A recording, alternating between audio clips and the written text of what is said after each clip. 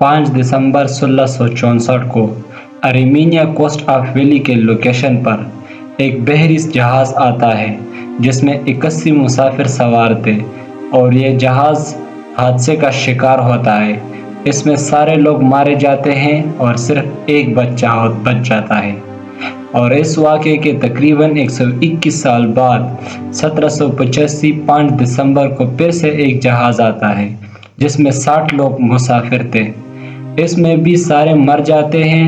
یہ جہاز حادثے کا شکار ہوتا ہے لیکن صرف ایک ہی بچتا ہے، اور کیا آپ جانتے ہیں اس ایک کا نام کیا تھا؟ اس کا نام تھا ہیوج ولیمسن، اور پہلے جہاز والے کا بھی یہی نام تھا اور دوسرے جہاز والے کا بھی یہی نام تھا۔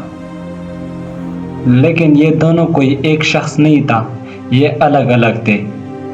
اور اس کے تقریباً 75 سال بعد ایک بار پھر سے سیم لوکیشن پر ایک چھوٹا جہاز آتا ہے جس پر 25 مسافر سوار تھے، اور یہ بھی حادثے کا شکار ہوتا ہے۔ اس میں تقریباً سارے لوگ بچ جاتے ہیں اور صرف ایک ہی مر جاتا ہے، اور اس ایک کا نام بدقسمتی سے وہی تھا جس نام کے شخص دو بچے ہوئے تھے، ہیوج ولیمسن۔ میں نہیں جانتا کہ یہ ایک کلر کوئنسیڈنس ہے یا ایک اتفاق ہے یا کسی نے ان پر کرسٹ بھیجا ہے، کیونکہ 1840 سے لے کر 1960 تک امریکہ کے پریزیڈنٹ سارے جب مر رہے تھے تو 20-20 سال کے وقفے سے مر رہے تھے، اور ان کا آخری ڈیجٹ 0 تھا۔ اس کے پیچھے بھی ایک کہانی ہے۔ جب USA پر قبضے ہو رہے تھے تو ان کے خلاف 2 برادرز نے ایک فوج کھڑی کر دی۔ ان 2 برادرز کے نام تھے ٹیکونسوا اور ٹیکونسٹاوا۔ ان دونوں نے جب ساری زندگی لڑائیاں کر کے لیکن آخر کار 1811 میں ولیم ہنری ہیریسن نے ان کو ہرا دیا، اور ان کی بری حالت ہو گئی۔ ان کے ایک بھائی کو مار دیا جس کا نام تھا ٹیکونسوا، اور انہوں نے دوسرے بھائی نے ان پر لعنت بھیجی۔ اسی لیے ویلی ہنری ہیریسن 1840 میں امریکہ کا پریزیڈنٹ بن گیا، لیکن بدقسمتی سے 1 مہینے بعد اس کی ڈیتھ ہو گئی، اور اس کے بعد یہ سلسلہ ایسے ہی چلتا رہا۔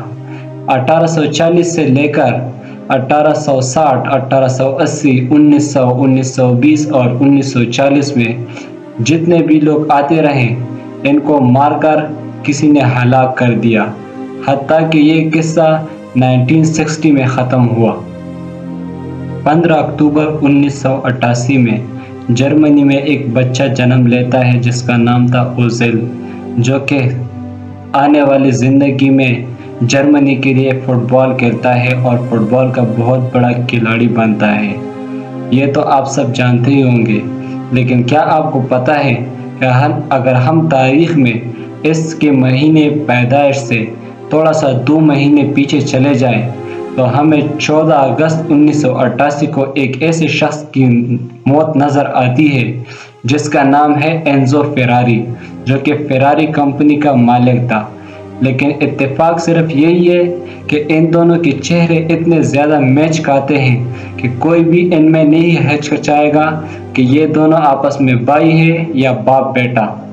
یہ انجانی پوپی سٹار مائیکل جیکسن کی فوٹو ہے، اور یہ 17 سنچری میں جرمنی کے ایک شخص کی پراسرار تصویر ہے۔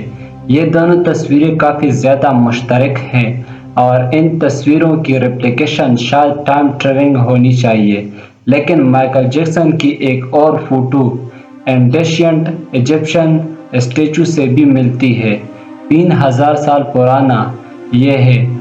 ان دونوں تصویروں کی مائیکل جیکسن سے مشابہت ایک حیرت انگیز اتفاق ہے۔ اینشینٹ ایجپشن کے فرعونوں کی اگر آپ مجسمے دیکھیں تو یہ سارے صحیح سلامت ہیں، اور اگر ان میں کسی چیز کی کمی ہے تو وہ ہے ایک ناک۔ یہ ناک اس میں کیوں نہیں ہے، اس پر ایکسپرٹ کی 2 رائے ہیں۔ ایک پہلی یہ کہ یہ آفٹر دیتھ لائف پر بلیو کرتے تھے۔ ان کا یہ ماننا تھا کہ جب یہ مر جاتے ہیں تو ان کی روحیں اس مجسمے میں گھس جاتی ہیں، اور اس وجہ سے ان کو سانس لینے میں تکلیف ہوتی ہے، تو اسی وجہ سے یہ ان کے ناک توڑتے تھے۔ اور دوسری سٹوری یہ ہے کہ ان کو جب لٹیروں نے لوٹا، ان کے خزانے لے گئے، تو انہوں نے ان کے ناک بھی توڑ دیے، شاید اسی لیے کہ ان کا ماننا تھا کہ ہم جب ان کے ناک توڑیں گے تو یہ ہم پر کوئی کرسٹ نہیں بیچیں گے۔ ناک توڑنے کے آج تک صرف یہ 2 وضاحتیں آئی ہیں، لیکن شاید یہ 2 کافی نہیں ہیں، ہمیں تاریخ میں اور بھی بہت کچھ ملے گا۔